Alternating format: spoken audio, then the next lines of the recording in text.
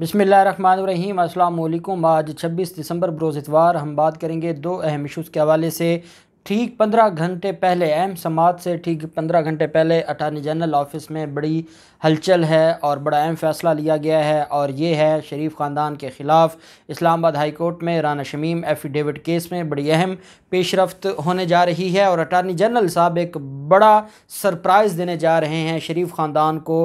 कल की अहम समात में आज अटारनी जनरल साहब के ऑफ़िस में क्या इजलास हुआ, कौन कौन सी चीज़ें डिस्कस हुई और अटारनी जनरल साहब कौन सा सरप्राइज़ देने जा रहे हैं, बड़ी अहम तफसीलात हैं जो मैं आपके साथ शेयर करूंगा। और साथ हम बात करेंगे एंकर इमरान रियाज़ ख़ान ने, जो कि सीनियर एंकर हैं, उन्होंने जो मौजूदा सूरत हाल है और जिस तरीके से पूरा भांडा फूट चुका है अंसार अब्बासी और जंग और जियो का, उस पर बड़ा मुतालबा कर दिया है एंकर इमरान रियाज़ ख़ान ने इस लिफाफा माफिया से और लिफाफा खोर सहाफ़ियों से, और स्पेशली अंसार अब्बासी से। वो क्या है वो भी मैं आपके साथ शेयर करूँगा।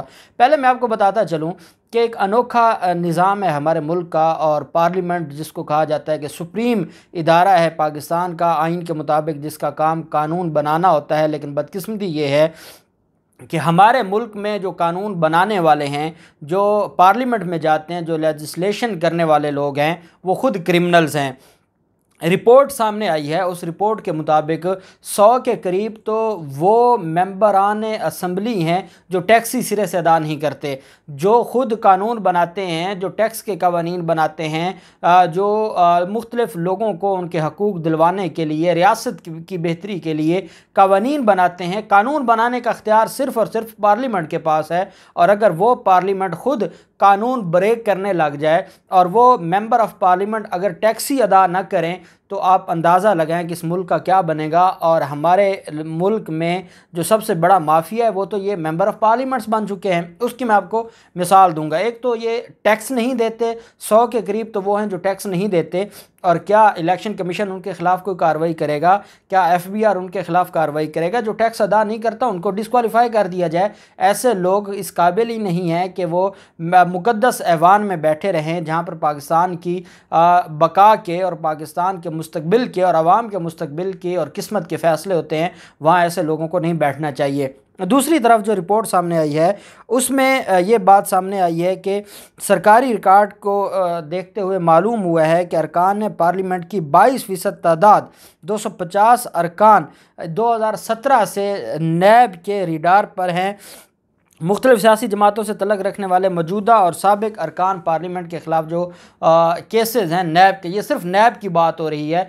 250 मेंबरान हैं। 2017 के बाद की ये रिपोर्ट है। उसमें कुछ लोग वो थे जो मुस्लिम लीग नून के दौर में थे और बाद में मेंबर नहीं बने, लेकिन ज़्यादा मेजॉरिटी वो है जो 2018 में भी मेंबर बन गए।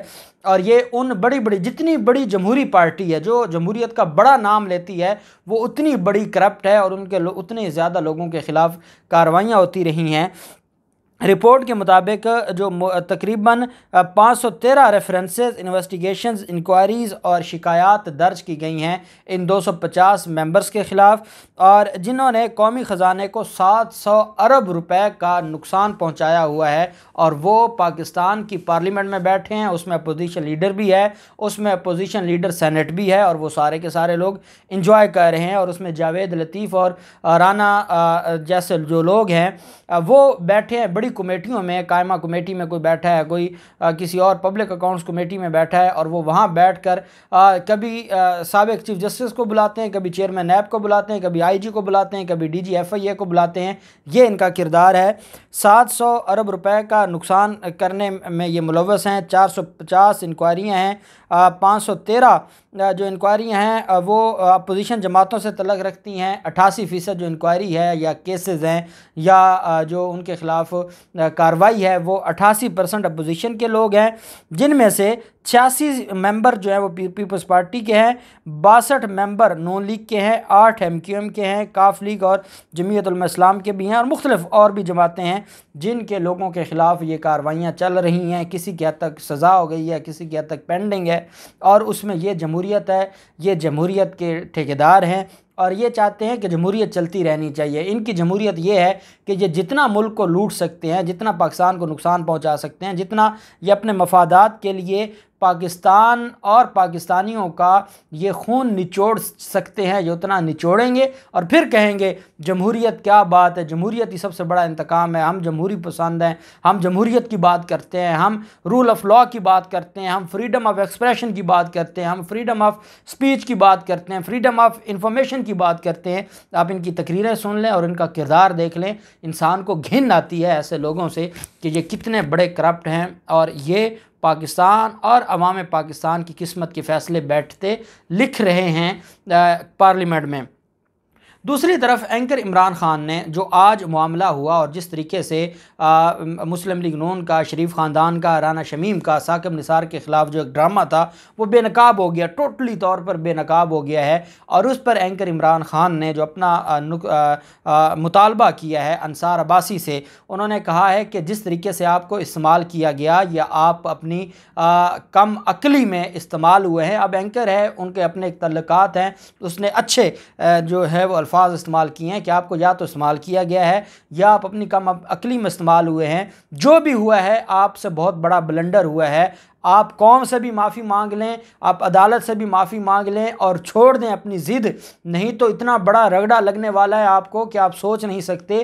कौम तो पहले जान चुकी है कि आप माफियाज़ हैं, कौम को तो पहले पता चल गया है कि आप लोग मुल्क दुश्मन हैं, लेकिन अदालतें भी अब आपको बड़ी सज़ाएं सुनाएंगी क्योंकि आप ज़िद पर अड़ गए हैं। और आपका जो चेहरा है, एंकर इमरान खान का कहना है कि आपका चेहरा तो दिन ब दिन बेनकाब होता जा रहा है और आप लोगों को मुंह दिखाने के काबिल नहीं रहे। और उन्होंने कहा कि आज जिस साफ़ी ने, वो लंदन का साफ़ी है और उसने पूरे सबूत के साथ, एंकर इमरान खान का ये कहना है कि मेरा राब्ता हुआ है और मुझसे कई चीज़ें शेयर की गई हैं जो इस बात का सबूत हैं कि लंदन में बैठे सहाफ़ी ने जो बात की है वो बिल्कुल दुरुस्त बात है, सबूतों के साथ बात है, उसके पास पुख्ता सबूत हैं। और फिर वो जो नोटरी पब्लिक है वो ख़ुद आज नहीं कल नहीं उसकी वीडियो ऑडियो सामने आ जाएगी और वो भी एक बहुत बड़ा सबूत सामने आ जाएगा। तो उन्होंने कहा कि आप माफ़ी मांग लें कौम से और आवाम से और अदालत से, नहीं तो आपकी जान नहीं छूटेगी, आप बहुत बड़ा ब्लंडर कर बैठे हैं।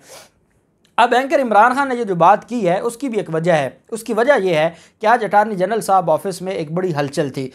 ये जब सारा मामला आया, क्योंकि अटार्नी जनरल साहब ने वैसे भी कल आर्गूमेंट्स करने हैं और कल जो केस है राना शमीम एफिडेविट बयान हल्फी केस, उसमें कल फाइनल आर्गूमेंट्स हैं कि आया इनके ख़िलाफ़ तौहीन अदालत की कार्रवाई में फ़र्द जुर्म आयद होना है या नहीं होना। उस पर भी अटार्नी जनरल साहब ऑफिस ने अपनी तैयारी करनी है। अटार्नी जनरल ऑफिस में कल की जो तैयारी है उसके बारे में एक इजलास था और उस इजलास में जब ये इतनी बड़ी डेवलपमेंट हो गई तो अटार्नी जनरल ऑफिस में जो डिस्कशन हुई है उसमें ये फ़ैसला किया गया है कि अटार्नी जनरल साहब कल इस्लामाबाद हाई कोर्ट में जहां राना शमीम के ख़िलाफ़, जहां पर अंसार अब्बासी और जियो जंग ग्रुप के ख़िलाफ़ बात करेंगे, उनके ख़िलाफ़ सबूत देंगे, उनके ख़िलाफ़ अदालत के सामने आर्गूमेंट्स करेंगे कि ये लोग माफ़ी के काबिल नहीं हैं, इन्होंने तौहीन अदालत की है, इन्होंने सिटिंग जजेस पर एतमाद, आवाम का एतमाद ख़त्म करने की कोशिश की है और अदलिया को बदनाम करने की कोशिश की है। इस वजह से इनके ख़िलाफ़ फ़र्द जुर्म आयद किया जाए और इनके ख़िलाफ़ कार्रवाई की जाए।